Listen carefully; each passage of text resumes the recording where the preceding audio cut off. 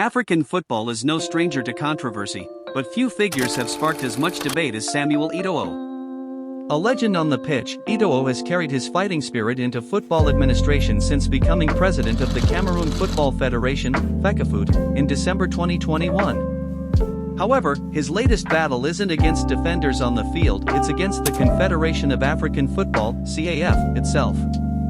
His attempt to secure a seat on the CAF Executive Committee was met with rejection by the CAF Governance Committee, which convened on January 24, 2025. The reason? Alleged breaches of ethics, primarily linked to past legal troubles. Eto'o's name carries weight in football circles. A four-time African Player of the Year, Champions League winner, and a goal-scoring icon for clubs like FC Barcelona and Inter Milan, his transition to football governance was seen as a move that could reshape African football.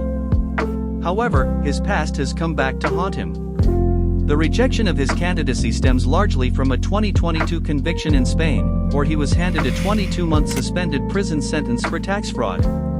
Spanish authorities accused him of failing to declare €3.8 million, nearly 2 billion CFA francs, in image rights earnings between 2006 and 2009.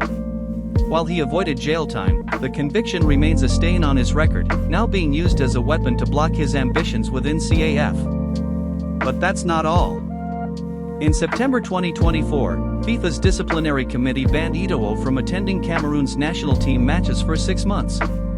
The punishment was for violations of Articles 13 and 14 of the FIFA Disciplinary Code, which deal with offensive behavior, fair play, and misconduct of officials.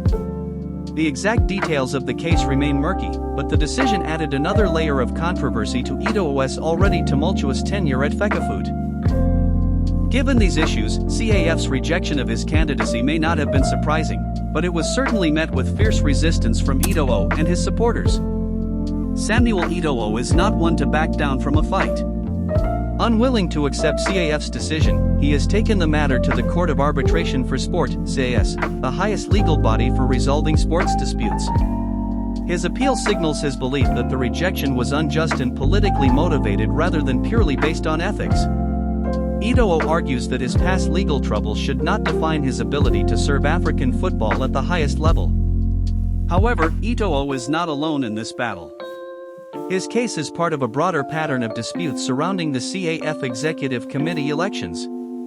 On January 28, 2025, two other high-profile football administrators also appealed to CAS in urgent procedures: Jean-Guy Blaise Mayolas, president of the Congolese Football Federation, FECAFOOT, and Maclean Letchwidi, former president of the Botswana Football Association, BFA. Mayola's candidacy was rejected due to a 6-month FIFA suspension imposed in 2015, while Letchwidi failed to secure the required sponsorship from his own football federation. Both cases highlight concerns over CAF's selection process and whether the organization's governance committee is applying rules fairly and transparently. If CAS rules in favor of any of these candidates, it could set a precedent that reshapes the balance of power within CAF. But if their appeals are dismissed, it would reaffirm CAF's authority in setting eligibility standards for leadership positions. Eto'o's case, however, is the most high-profile among them. As a globally recognized football icon, his legal battle will not only impact his own career but also influence how former players transition into football administration. If successful, it could pave the way for more ex-players to take leadership roles in governing bodies, despite past controversies.